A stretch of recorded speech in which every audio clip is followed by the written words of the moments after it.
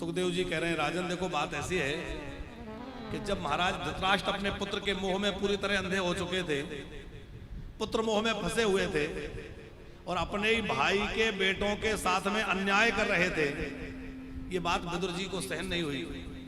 क्योंकि विदुर जी जो हैं वो धर्म के स्वरूप हैं, जैसे धर्मराज युधिष्ठिर धर्म के रूप हैं, ऐसे विदुर जी भी धर्म के ही अवतार हैं।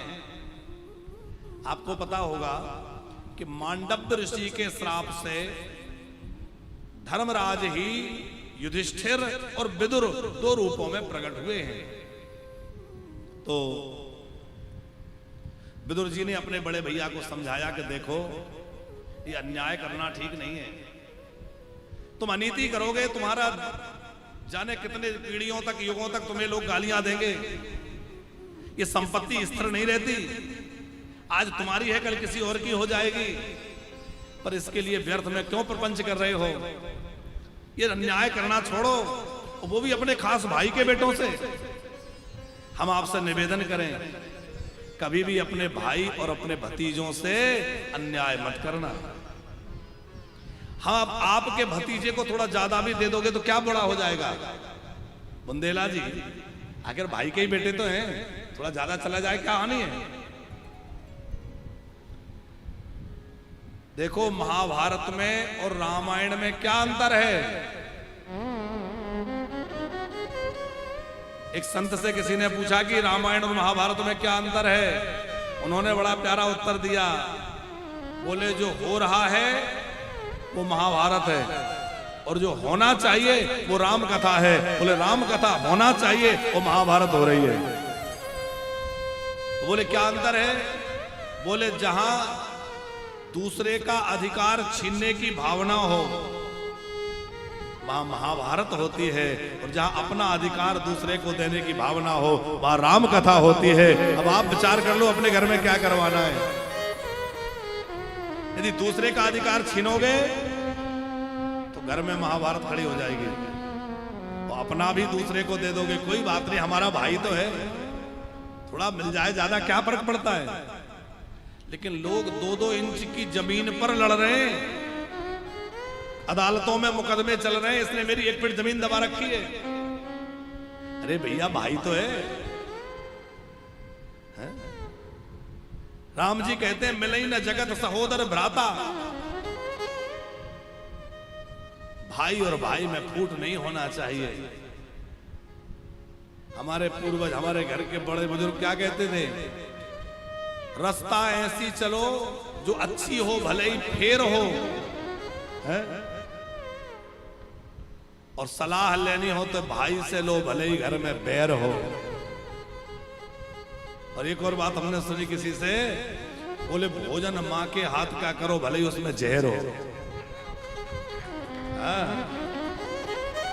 दुनिया में कूट अनेकों हैं पर चित्रकूट सा कूट नहीं,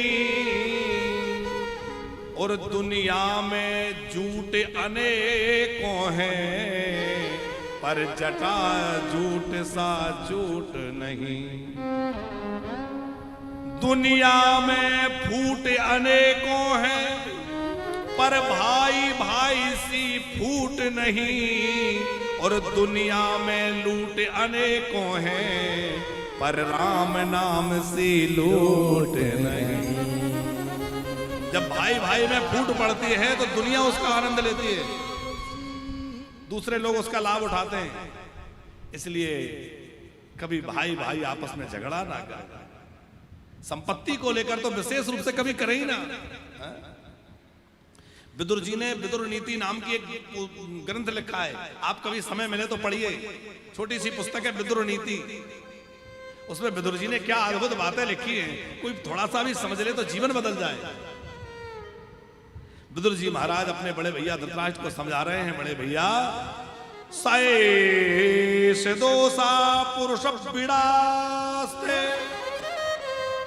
बुरहान प्रविष्टो यम पद्मत्या पुष्णा श्री कृष्णाद्विमको गतश्री तजास्वसैवं बोले यदि आप अपने कुल की कुशलता चाहते हैं तो अपने बेटे को मोह को छोड़ दो। मैं तो कहता हूं इस दुर्योधन को घर से निकाल दो। ये साक्षात अधर्म है। ये तुम्हारा कोई पाप ही तुम्हारे पुत्र के रूप में आ गया। देखो घर में हमारे जो बंधु बांधव हैं, इनसे हमारा पिछले जन्म का कुछ ना कुछ लेना देना है, तभी तो हमारे घर में आए हैं, हम उनके घर में आए हैं। जीवों का मिलना और बिछुड़ना पूर्व जन्म के प्रारब्ध अनुसार होता है बुंदेला जी। अब पिछली जन्म में हमने किसी से कर्जा ले लिया, चुकाया नहीं, वो हमारे ही घर में बेटा बन के आ गया और होते ही बीमार हो गया, या 4 साल का हो गया बीमार हो गया, खूब इलाज कराया, लाखों रुपए लगा दिए, धंधा पानी सब छोड़ के उसी में लगे रहे और 4 साल इलाज कराया, कई लाखों रुपया ठंडे हो गए और बाद में वो चला गया। अब जीवन भर रोते रहो उसके लिए। कौन था? बोले हमारे पिछले जन्म का वो कर्जदार, हम उसके कर्जदार थे, हमारा साहूकार था, उसका जो पैसा बकाया था लेने आया था, हिसाब किताब बराबर कराया और जीवन भर का बोनस में रोने का और दे गया, रोते रहो, गया। क्या है वो हमारा ऋणानुबंधी पुत्र है। एक होता है कर्मानुबंधी पुत्र। हमने किसी के साथ बहुत बढ़िया काम किया था, वो बदले में हमारी सेवा नहीं कर पाया, हमारा बेटा बन के आ गया, बेटी बन के आ गया और आकर के खूब सेवा करी, खूब ध्यान रखा, खूब सेवा कर रहा है। तो वो क्या है? हमने किसी की सेवा करी थी, वो यहाँ आके हमारी सेवा कर रहा है। ऋणानुबंधी, कर्मानुबंधी, शत्रु पुत्र। हमने किसी का कुछ बिगाड़ दिया था, वो बदला नहीं ले पाया, बदला लेने आ गया। न जाएगा ना मरेगा, खूब रात दिन लड़ेगा, गालियां सुनाएगा, खरी खोटी सुनाएगा, शराब पी के आएगा, गाली सुनाएगा, रात दिन उसके सुनते रहो और पड़े रहो। क्यों? बोले भैया पिछले जन्म में तुमने उसके साथ जो किया था वो बदला ले रहा है। ये बात हम इसलिए सुना रहे हैं कि ऐसी जीवन में स्थिति आए तो घबराना मत, ये सोचना कि भैया हिसाब किताब बराबर हो रहा है, अब जो हो रहा है ठीक ही हो रहा है, अब अच्छा करें ताकि आगे सब बढ़िया बढ़िया मिले। अब जो करें अच्छा करें, किसी का कर्जा लेके ना मरें,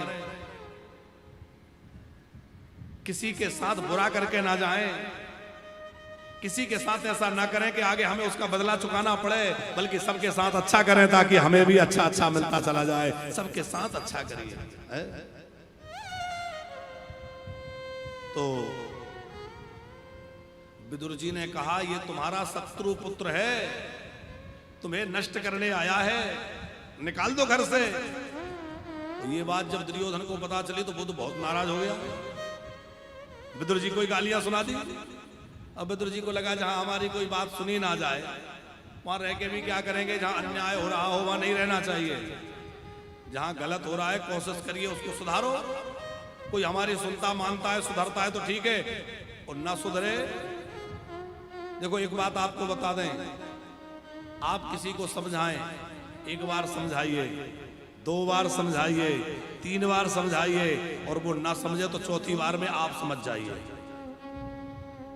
3 बार में भी वो ना समझे तो फिर आप समझ जाइए और आप अपना रास्ता बदल लीजिए। विदुर जी ने वही किया। घर छोड़ के वहां से मंत्री पद त्याग करके चले गए, गंगा जी के घाट पे अपनी कुटिया बना के रहने लग गए। वहां द्वारिकाधीश शांति दूत बनकर के पांडवों की ओर से हस्तिनापुर आए।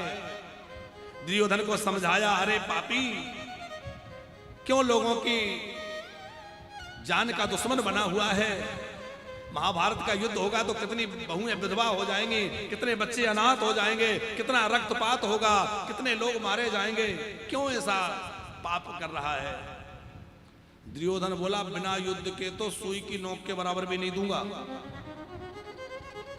उल्टा श्री कृष्ण को बांधने चला। श्री कृष्ण ने थोड़ा अपना रूप दिखाया, घबरा गया, हाथ जोड़ने लगा, आप तो भोजन कर लीजिए, ये सब बातें बाद में होंगी। भगवान बोले, मेरा भोजन तो आज विदुर जी के यहाँ है, मेरा निमंत्रण विदुर काका के यहाँ है। विदुर जी को पता चला कि अरे प्रभु मेरे यहाँ आने वाले हैं, उनकी कुटिया में तो कुछ था ही नहीं। पर विदुरानी को जब पता लगा कि मेरे द्वार पर द्वारिकाधीश आने वाले हैं, गदगद हो गई, रोमांचित हो गई, नाचने लगी। आहा, मेरे घर ठाकुर जी आने वाले हैं। और ठाकुर जी सब छोड़ करके किसके घर गए? विदुर जी के घर। विदुरानी ने बड़ा सुंदर सत्कार किया, आसन लगाया और केले पवाने लगी और अपने हाथों से केले छील छील के खिला रही थी। तो पहले तो केले की गरी दे रही थी और बाद में गरी तो फेंकने लगी और छिलका देने लगी, भगवान छिलका ही पाने लग गए।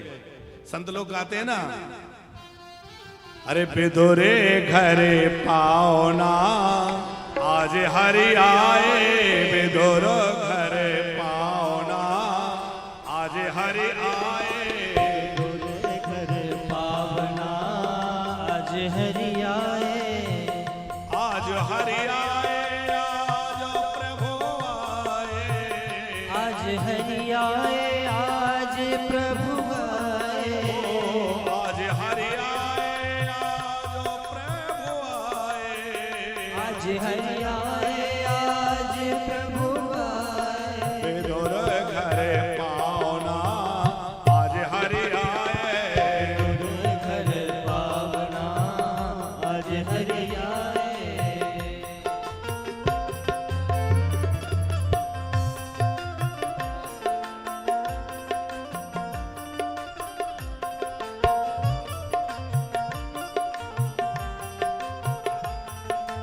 भक्तवत्सल भगवान की जय हो।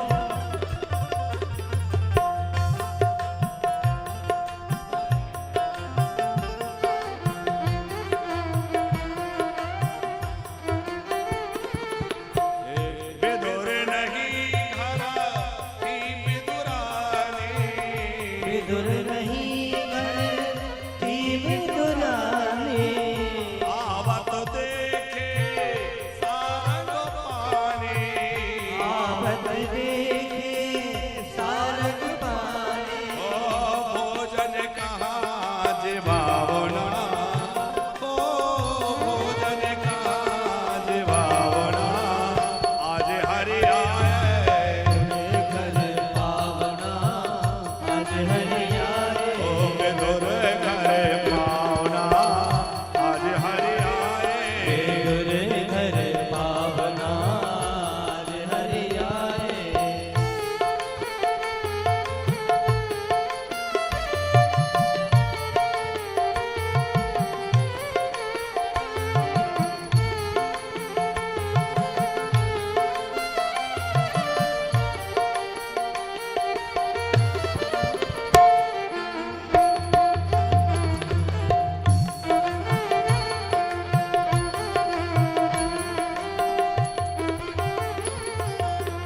केला बहुत प्रेम से लाई, केला बहुत प्रेम सो लाई, गिरी देता गिरधर मुख माही, गिरी देत वंदे मुख माही, पहले तो गिरी दे रही थी पर भूल गई तो छिलका देने लगी और ठाकुर जी छिलका खाने लगे।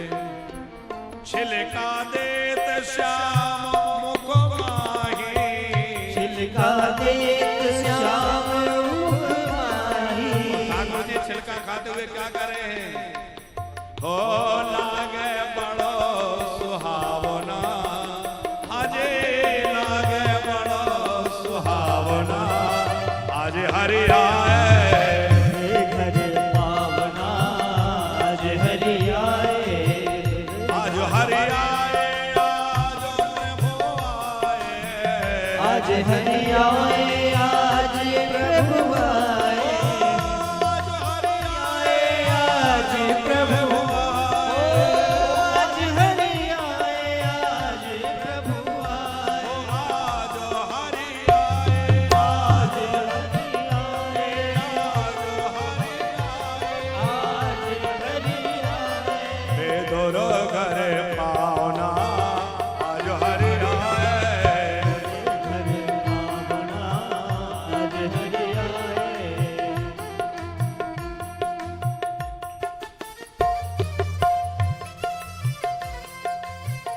एक बार भाव से बोल भक्तवत्सल भगवान की जय हो। जय हो।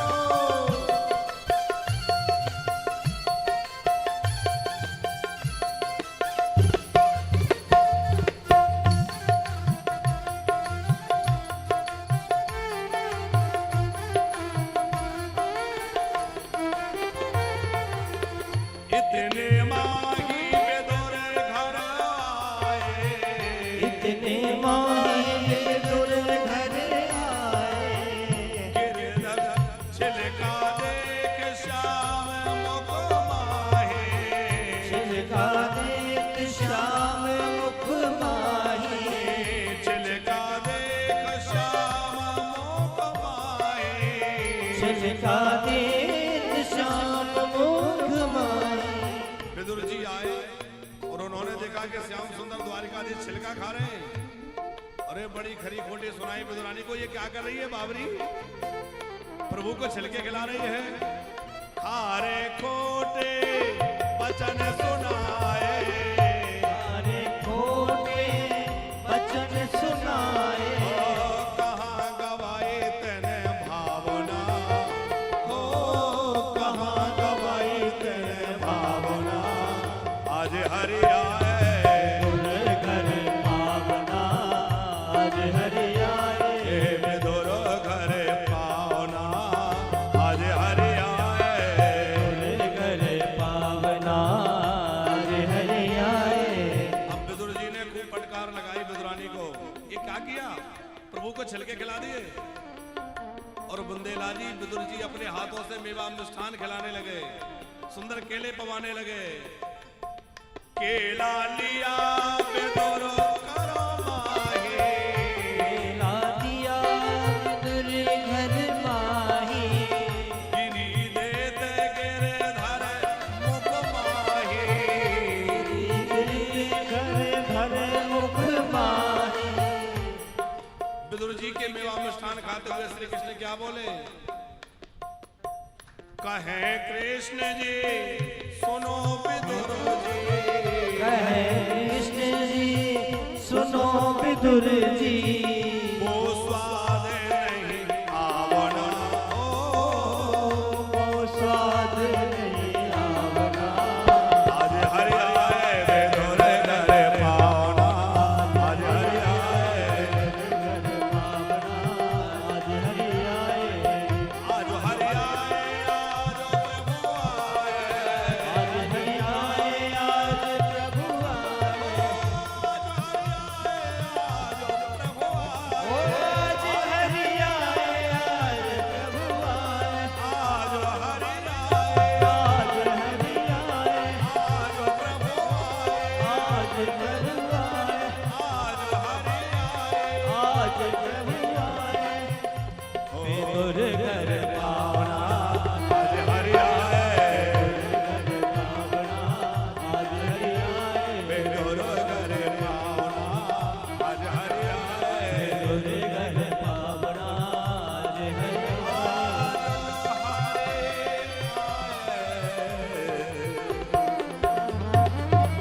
बोलो भगवत्सल भगवानों की जय हो।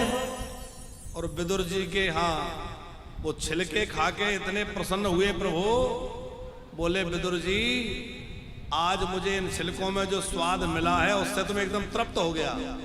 क्यों स्वाद मिला? क्योंकि इनमें प्रेम है। सबरी के बेर, भीलनी के बेर प्रभु ने खाए, सबरी का प्रेम उनमें मिला था। तो ठाकुर जी इतने प्रसन्न हुए कि जब जहां कहीं भोजन हुआ तो भीलनी के सबरी के बेरों की चर्चा राम जी ने अवश्य करी। बार बार सबरी के बेरों की चर्चा राम जी करते हैं। खूब विदुर विदुरानी को आनंदित किया। ठाकुर जी वहां से पधारे और बाद में विदुर जी को लगा कि अब महाभारत का युद्ध होगा, यहाँ रहना मेरा उचित नहीं है। तो विदुर जी महाराज वहां से निकल गए तीर्थ यात्रा पर। कई तीर्थों का भ्रमण करते हुए आगे बढ़े, प्रभास क्षेत्र में पहुंचे, ब्रजमंडल में पधारे। उद्धव जी से भेंट हुई। उद्धव जी ने मैत्रेय जी का पता बतलाया और फिर विदुर जी मैत्रेय जी के पास गए और वहां मैत्रेय और विदुर जी का संवाद प्रारंभ हुआ है। विदुर जी कुछ प्रश्न कर रहे हैं, मैत्रेय जी उनका उत्तर दे रहे हैं। विदुर जी का पहला प्रश्न क्या है कि सुखाय कर्माणि करोति लोको न तये सुखम वा न दुपारमं वा विन्देत भूयस्तत एव दुःखं यदा त्रयोक्तं भगवान् वदेन्न यदेत्रयुक्तं भगवान् वदेन्न। विदुर जी ने पहला प्रश्न किया कि हर व्यक्ति सुखी होना चाहता है, वो केवल चाहता नहीं है, जितना जो कुछ भागदौड़ हो रही है वो सुखी होने के लिए। हम जो कुछ भी कर रहे हैं किस लिए कर रहे हैं? सुखी हो जाएं। और बुंदेला जी, हम लोग सुखी हो पाते हैं? जितना सुखी होने का ज्यादा प्रयास करते हैं उतने ही दुख के दलदल में और ज्यादा फंस जाते हैं। ऐसा क्यों है? मैत्रेय जी बोले, विदुर जी देखो बात यह है कि सुख की चाह बुरी नहीं है, सुख चाहना गलत नहीं है, पर हम जहां से सुख चाह रहे हैं वो दिशा गलत है। हमें लगता है बेटा बड़ा हो जाएगा तो सुखी हो जाएंगे, बहू आ जाएगी तो सुखी हो जाएंगे, घर बन जाएगा तो सुखी हो जाएंगे, गाड़ी खरीद लेंगे तो सुखी हो जाएंगे। पर इन सब साधनों से सुख मिलता तो है, पर बहुत क्षणिक मिलता है, थोड़े समय के लिए। बेटे का विवाह करके लाए, बहू आई तो खूब खुशियां मना रहे हैं, बूढ़े दादाजी भी बेड के पीछे नाच रहे हैं, खूब आनंद होता है, खुशी का अवसर है। और बहू रानी आते ही सबसे पहला फरमान क्या जारी करती हैं? मैं सबके साथ नहीं रह सकती, ये सब मेरे बस का नहीं है, अलग व्यवस्था करो। अब दुख शुरू हो गया, वो सुख कहां गायब हो गया पता ही नहीं। अब तो एक कोने में बैठे, क्या क्या हुआ? अरे बोले महाराज जी क्या बताएं, ना बेटा बात करता ना बहू बात करती, बेटा बात भी करता तो बहू नाराज हो जाती है। स्थिति ये है कि बुजुर्ग लोग अपने बच्चों के फोन के लिए तरस रहे हैं। कई लोग आके रोते हैं, महाराज जी हम ये कहते हैं तुम भले ही हमारे से दूर रहो, हमें कुछ मत दो, पर कभी कभी फोन तो कर लिया करो, ना करो तो हम करें तो उठा लिया करो।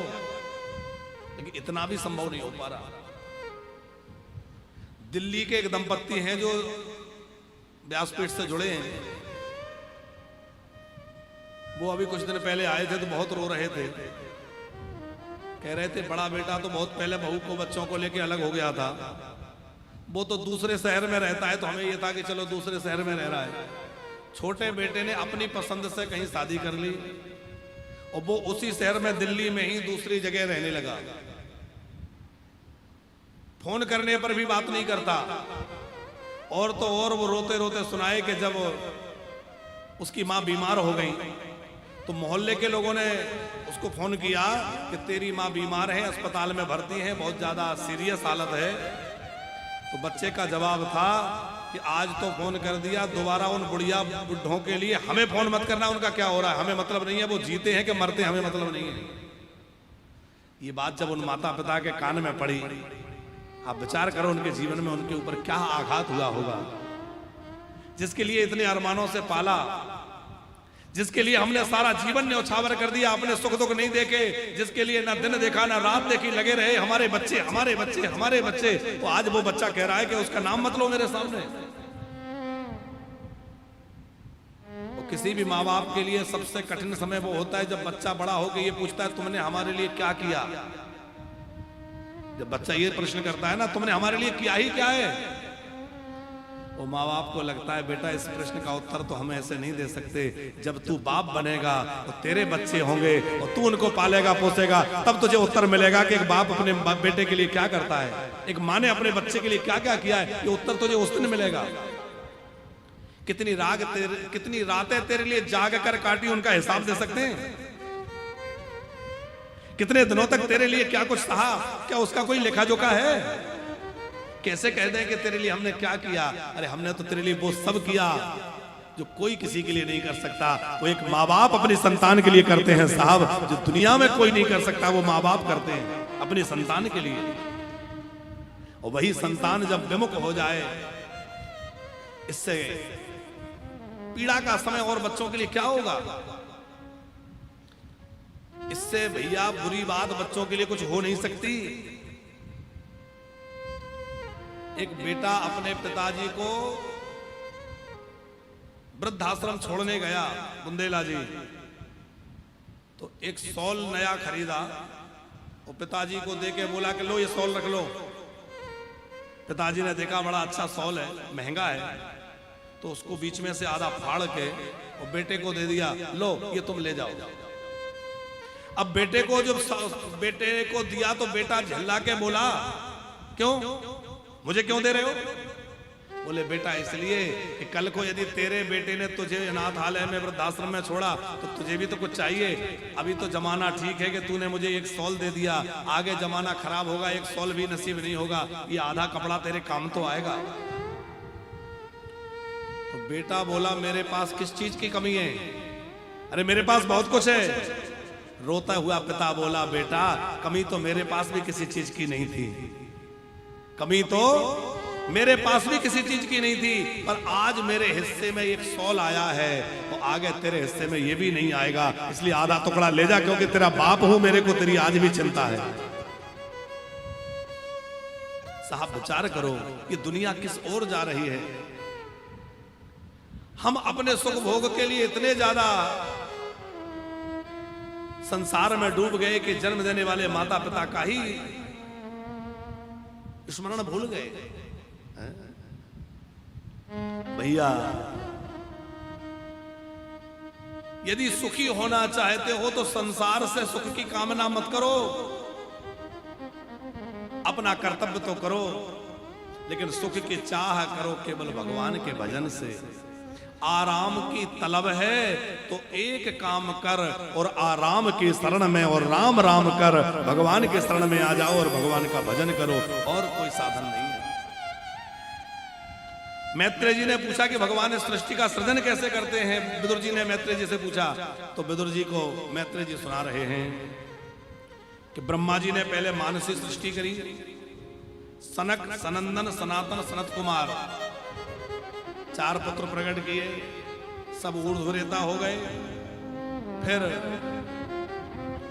भौहों से रुद्र भगवान को प्रकट किया, भगवान शंकर प्रकट हुए और महादेव से कहा सृष्टि का सृजन करो, तो भोले बाबा ने कैसी सृष्टि बनाई? भूत प्रेत डाकनी साकनी, क्योंकि भोले बाबा तो भोले बाबा है। संहार के देवता से सृजन कराओगे तो कैसा होगा? भोले बाबा ने बड़ी विचित्र दुनिया बना दी। ब्रह्मा जी बोले बस बस बस मत बनाओ ऐसे। भोले बाबा भजन करने बैठ गए। फिर मन से 10 पुत्र प्रकट किए जो मानस पुत्र कहलाए, मरीचि, अंगिरा, पुलस्त, पुलह, अत्रि, क्रतु, भृगु, वशिष्ठ, दक्ष और नारद। फिर छाया से कर्दम नाम के ऋषि हुए। फिर ब्रह्मा जी ने अपने शरीर के दाहिने हिस्से से पुरुष और वाम भाग से स्त्री को प्रकट किया। जो पुरुष है उनका नाम हुआ मनु और स्त्री है उनका नाम क्या हुआ? शतरूपा। हम सब महाराज मनु की संतान है, इसीलिए हम लोग मनुष्य कहलाए। अब आप विचार करो, हम लोगों को जो मनुवादी कहते हैं और जो मनु को नहीं मानते वो किसकी संतान है? उनसे पूछा जाए तुम किसकी संतान हो? क्योंकि मनुष्य मात्र जो है मनु जी की संतान है। हम लोग ऋषियों की संतान है, पर हमारी शिक्षा पद्धति को ऐसा बिगाड़ा गया, ऐसा सत्यानाश हमारी शिक्षा पद्धति का किया जब भारत राष्ट्र आजाद हुआ और आजादी के बाद हमारी शिक्षा प्रणाली को तैयार किया गया। हम लोगों को क्या पढ़ाया जाता है? हम लोग किसकी संतान है? बंदरों की। तो सचमुच हम लोग बंदरों की संतान है? अरे हम लोग ऋषि मुनियों की संतान है साहब। हमारे गोत्र ऋषियों के गोत्र पर है कि नहीं? ऋषियों के नाम पर गोत्र हैं। तो ऋषियों के नाम पर गोत्र हैं, इसका सीधा मतलब है हम लोग ऋषियों की संतान है। और भारत की रीढ़ की हड्डी को तोड़ना है तो भारत की शिक्षा व्यवस्था को ध्वस्त करना होगा। अरस्तुवादी जो विदेशी लोग हुए, मैकाले, अरस्तु, इन लोगों ने यह विचार किया कि भारत को कमजोर बनाना है तो भारत की रीढ़ की हड्डी है यहाँ की गुरुकुल परंपरा, यहाँ की शिक्षा पद्धति। भारत की शिक्षा इतनी उन्नत थी कि जो भारत विश्व गुरु बन गया था, सारे विश्व का गुरु भारत। लेकिन इन लोगों ने हमारी शिक्षा व्यवस्था को बिगाड़ करके कॉन्वेंट की शिक्षा ला करके और धीरे धीरे ये स्कूली व्यवस्था चला करके हमारे गुरुकुलों को कमजोर कर दिया, हमारी शिक्षा पद्धति को कमजोर कर दिया। उसका दुष्परिणाम है कि हमारा राष्ट्र जो है अब जो है गुरु जो विश्व गुरु था, एक भी वैश्विक शिक्षक नहीं है आज। आप जो है समाचार पत्रों से नाता रखते होंगे, आजकल तो गूगल का जमाना है। जो भारत सदियों से विश्व गुरु रहा है उसमें आप गूगल करके देखिए कि आज कोई वैश्विक शिक्षक है? क्यों नहीं है? शिक्षा व्यवस्था कमजोर होने से। हम बार बार इस बात पर बल देते हैं कि यदि भारत को पुनः विश्व गुरु बनाना है तो भारत में गुरुकुलों की परंपरा को लौटाना होगा और सर्वांगीण विकास के लिए संस्कृत आदि की शिक्षा, आधुनिक शिक्षा के साथ साथ आध्यात्मिक शिक्षा हमारे बच्चों को देना होगा। आधुनिक शिक्षा भी हो और आध्यात्मिक शिक्षा भी हो। अंग्रेजी भी पढ़ाई जाए तो संस्कृत भी सिखाई जाए। सब प्रकार का ज्ञान बच्चों को होना चाहिए। मनु महाराज के 5 संतानें हुई, आकुति, देवहूति, प्रसूति, 3 बेटियां और प्रियव्रत, उत्तानपाद 2 बेटे। भगवान का वराह अवतार हुआ जो पृथ्वी को जल राशि से निकाल कर लाए, जल में डूबी हुई पृथ्वी को निकाल के बाहर स्थापित किया, हिरण्याक्ष का उद्धार किया।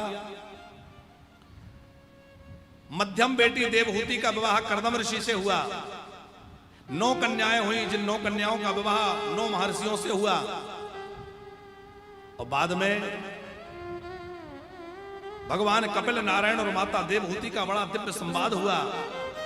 भगवान नारायण ही देवहूति के गर्भ से कपिल रूप में प्रकट हुए, बाद में संगम तीर्थ पर विराजे। बड़ा अद्भुत कपिल देवहूति संवाद यहां तृतीय स्कंद में है। आकुति माता का विवाह रुचि प्रजापति से हुआ, जिनके यहां भगवान यज्ञ नारायण अपनी पत्नी दक्षिणा देवी के साथ प्रकट हुए। हर यज्ञ में दक्षिणा दी जाती है। ये दक्षिणा देवी कौन है? ये यज्ञ नारायण भगवान की पत्नी है और लक्ष्मी जी ही है। यज्ञ जो है वो नारायण है और दक्षिणा जो है वो लक्ष्मी है। लक्ष्मी नारायण ही यज्ञ और दक्षिणा के रूप में आकुति माता के गर्भ से जन्म लिए। प्रसूति माता जो है, इनका विवाह दक्ष महाराज से हुआ, जिनके यहाँ 16 कन्याएं हुई, जिनमें से 13 धर्म को ब्याही गई, 1 पितृगणों को, 1 भोले बाबा के साथ ब्याह हुआ। भगवान शंकर की जो पत्नी बनी उनका नाम माता सती। सती माता तो सती माता है, बड़े विलक्षण इनका चरित्र है। पर जब इनके पिता दक्ष ने भगवान शंकर से विरोध किया और भोले बाबा का निंदक बन गया, तो सती जी को लगा कि जो शिव जी की निंदा करे, जो मेरे पति का विरोध करे, ऐसे का मैं कोई संबंध नहीं रखना चाहती। अपने पति का अपमान ना सह सकी और अपने पिता के यज्ञ में जाकर योग की अग्नि में सती माता ने देह को त्याग कर दिया। और वही सती माता बाद में पार्वती के रूप में हिमालय की पुत्री बन के प्रकट हुई और हिमालय कन्या के रूप में पार्वती बनी और फिर शिव जी का विवाह इनके साथ हुआ, शिव जी की पत्नी बनी। इस प्रकार प्रसंग सुनाते हुए अनुसुईया जी का चरित्र सुनाया है। और फिर बहुत प्यारा चरित्र है श्री ध्रुव जी महाराज का। महाराज मनु के छोटे बेटे उत्तानपाद, जिनकी 2 रानियां थी, एक का नाम सुनीति, दूसरी का नाम सुरुचि। सुरुचि का जो बेटा है उसका नाम है उत्तम। सुनीति का जो बेटा है उसका नाम है ध्रुव। और ध्रुव जी जब अपने पिताजी की गोद में बैठने के लिए जा रहे थे तो सुरुचि को सहन नहीं हुआ, उसने फटकार लगाई, धक्का मार दिया। दुखी होकर रोते हुए ध्रुव जी महाराज जब अपने माँ के पास आए तो धन्य है माँ। सुनीति ने कहा, बेटा कोई बात नहीं है, जैसे मैं तेरी माँ हूं वो भी तेरी माँ है, यदि कुछ कह दिया कोई बात नहीं है। बेटा सच बात यह है कि सबके पिता, जगत के पिता परमात्मा है, जा उनका भजन करना। और माँ यदि अच्छी शिक्षा देने वाली हो तो 1000 शिक्षकों से अच्छी है, 1000 शिक्षकों से श्रेष्ठ माँ है, क्योंकि सबसे पहला प्रभाव बच्चे पर माँ का ही पड़ता है। प्रथम पाठशाला माँ का गर्भ है। माँ के गर्भ में ही बच्चा बहुत कुछ सीख लेता है। और फिर जब बच्चा माँ की गोद में होता है तो उसके जैसे कंप्यूटर में प्रोग्राम इंस्टॉल होते हैं ना, खाली कंप्यूटर है, उसमें प्रोग्राम इंस्टॉल किए जा रहे हैं। ऐसे छोटा बच्चा होता है तो उसका दिमाग कंप्यूटर की तरह ही तो है, उसमें ये सब इंस्टॉल होता जाता है, जो वहां का वातावरण है, जो बातचीत हो रही है। अब 9 महीने गर्भ में जब बच्चा रहा तो माँ ने मोबाइल चलाया और जन्मते ही बच्चा कहती अरे इतना सा बच्चा मोबाइल पकड़ता है। अब वो गर्भ में तो वही देखा उसने, वही करेगा। और बच्चा गर्भ में था, जब गीता पढ़ी होती तो बच्चा जो है ज्ञानी पैदा हुआ होता, महापुरुषों के चरित्र पढ़े होते तो महापुरुष बन के बच्चा पैदा हुआ होता है? यदि चाहते हो कि हमारे घर में अच्छी संतान हो तो परिवार का वातावरण अच्छा बनाओ, माता पिता का आचरण अच्छा बनाओ। जब तक माता पिता का आचरण श्रेष्ठ नहीं होगा तो बच्चे कहां से अच्छे हो जाएंगे? अरे बच्चे किसी की मां के गर्भ से ही तो जन्म लेते हैं, आकाश से थोड़ी कोई महापुरुष बरसते हैं। सुनीति माता धन्य है जिन्होंने ध्रुव जैसे बालक को जन्म दिया। आपको पता है रावण इतना दुष्ट हुआ, उसमें कुछ उसकी मां का भी दोष है। बुंदेला जी, कभी कभी कुबेर जो है विमान में बैठ करके अपने पिताजी से मिलने आते थे। जिस समय रावण कुंभकर्ण ये दो सब छोटे छोटे बच्चे थे, तो रावण के पिताजी का नाम क्या है? किस किस को पता है? विश्वस्त्रवा। और विश्वस्त्रवा जी जो है उनकी एक और विवाह हुआ जिनसे कुबेर नाम का एक बेटा है। कुबेर पहले लंका के राजा थे। तो कुबेर पुष्पक विमान में बैठ के अपने पिताजी से मिलने आते तो वहां दूसरी माता केश, जो रावण की मां है, वो भी थी केशनी। और वहीं वो छोटे छोटे बच्चे रावण, कुंभकर्ण, विभीषण छोटे थे उस समय। तो रावण ने एक दिन पूछा कि मां ये विमान में बैठकर जो आते हैं, ये आपको प्रणाम भी करते हैं, ये कौन है? तो रावण की मां को कहना था बेटा ये तुम्हारे बड़े भाई हैं, तुम इनको प्रणाम किया करो, इनका आशीर्वाद लिया करो, ये तुम्हारे बड़े भैया हैं। लेकिन ये नहीं कहा। क्या कहा? अरे बेटा क्या बताऊं, ये मेरी सौत के बेटा है। इसको जब मैं इस विमान में बैठा देखती हूं, इसका ये वैभव देखती हूं तो मेरी तो छाती पे सांप लौटने लगते हैं। मुझे तो बड़ी पीड़ा होती है, पर क्या करूं, मेरे बच्चे तो छोटे छोटे हैं, मेरे बच्चों में तो इतना बल नहीं है कि वो राजा बन जाएं। अब इसी के मेरे सौत के बेटा राजा है। तो रावण छोटा था, उसके दिमाग में ये बात बैठ गई कि मतलब मां को खुश करने के लिए मुझे ये विमान छीनना पड़ेगा, ये राज्य छीनना पड़ेगा। तो वहीं से उसके दिमाग में जो है आसुरी वृत्ति भर गई। और आखिर में जब रावण बड़ा हुआ तो तपस्या करके वरदान प्राप्त किया और एक बार कुबेर पर धावा और पुष्पक जान छीन ले, पुष्पक विमान छीन लाया, फिर धावा बोलकर लंका का राज्य छीन लिया। और इतनी शत्रुता देवताओं से बढ़ा ली कि एक दिन राम जी से ही शत्रुता ठान ली। कितना बड़ा अन्यायी अत्याचारी रावण हुआ। तो उसमें उसकी मां का भी बड़ा विशेष दोष रहा। इसलिए भैया हम बार बार कहते हैं कि बच्चों को अच्छा बनाना है तो मां को अपना जीवन अच्छा बनाना होगा और बच्चों को अच्छी शिक्षा देनी होगी जिससे बच्चे श्रेष्ठ बने, उनका जीवन श्रेष्ठ बने। सुनीति ने कहा बेटा वन में जाओ और भगवान का भजन करो। छोटे से बालक ध्रुव 5 वर्ष की अवस्था वन में गए, पर क्या भजन करें, कुछ तो आता नहीं। तो गुरुजी मिल गए। कौन मिले? देवर्षि नारद जी। नारद जी ने कहा बेटा यमुना जी के तट पे चले जाओ, क्योंकि वहीं मोर पंख वाले अपने मुरली बजाते रहते हैं। और वृंदावन धाम में जाकर के ब्रजमंडल में जाकर यमुना जी का जलपान करना और वहीं 12 अक्षर मंत्र का जप करना और वहीं भगवान का भजन करना। ध्रुव जी महाराज जो है वृंदावन में पधारे। हम लोग भी जरा मोर पंख वाले का स्मरण करें। बोल वृंदावन बिहारी लाल की।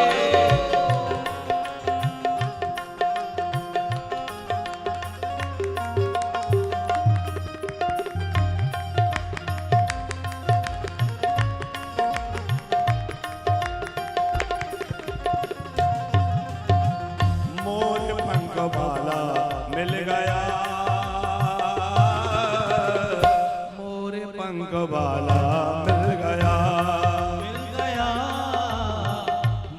पंख वाला मिल गया है, मोर पंख वाला मिल गया।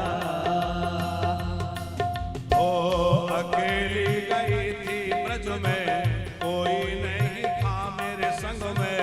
अकेली गई थी ब्रज में, कोई नहीं था मेरे संग में। मोर पंख वाला मिल गया, मोर पंख वाला मिल गया, मिल गया। मुझे मुरली वाला मिल गया, हाय मोर पंख वाला मिल गया।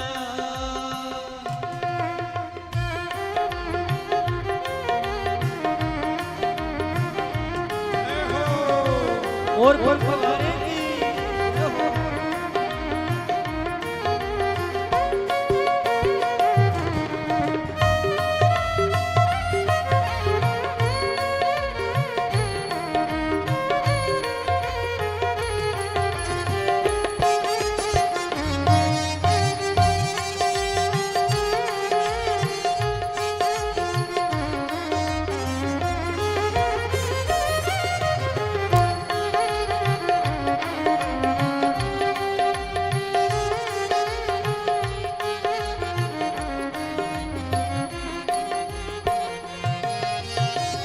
नींद चुराई मेरे बंसी बजा के, चैन चुराया मेरा सैनो चला के।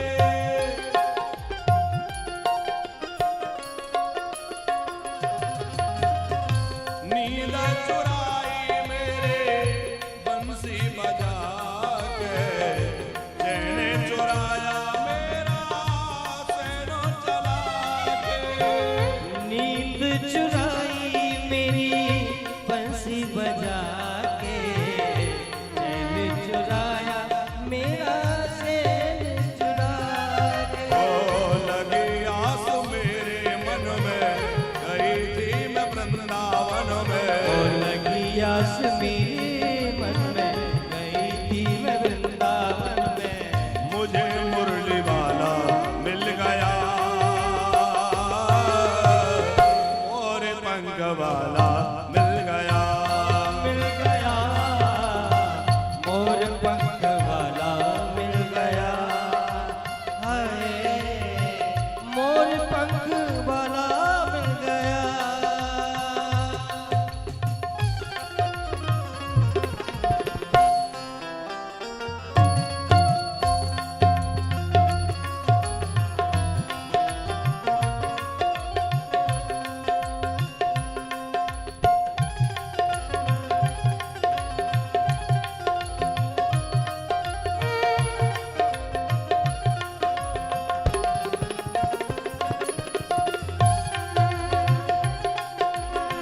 मुरली वाले की हो।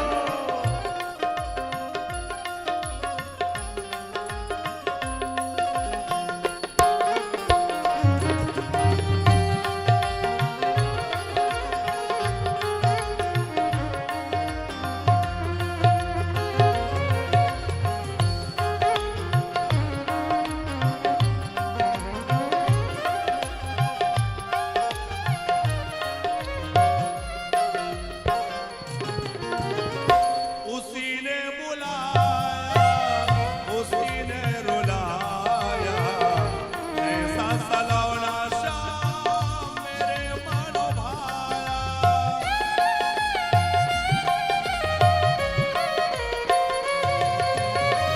उसी ने बुलाया, उसी ने रुलाया, ऐसा सलौना श्याम मेरे मन भाया। उसी ने बुलाया, उसी ने रुलाया, ऐसा सलोना श्याम मेरे मन भाया। ओ टेढ़ी बाकी चाल देखी, टेढ़ा मुकुट भी देखा। तेरी बाकी चाल देखी, तेरा मुकुट भी ओ देखा। टेढ़ी टांग वाला मिल गया, मोर पंख वाला मिल गया।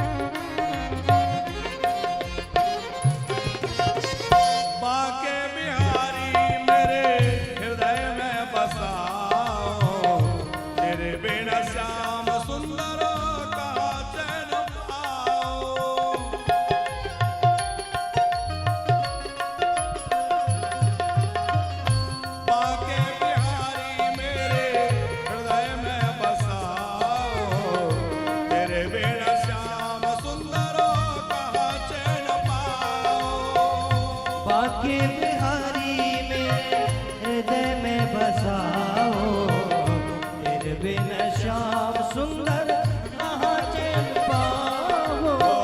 लगन लगी तन मन में, ढूंढ रही निधि वन में। लगन लगी तन मन में, ढूंढ रही निधि वन में। मुझे गौमाला मिल गया, मोर पंख बाला मिल गया। मोर पंख बाला मिल गया, मोर पंख बाला मिल गया, मिल गया, मोर पंख बाला मिल गया है, मोर पंख बाला, मोर पंख बाला, मोर पंख बाला मिल गया।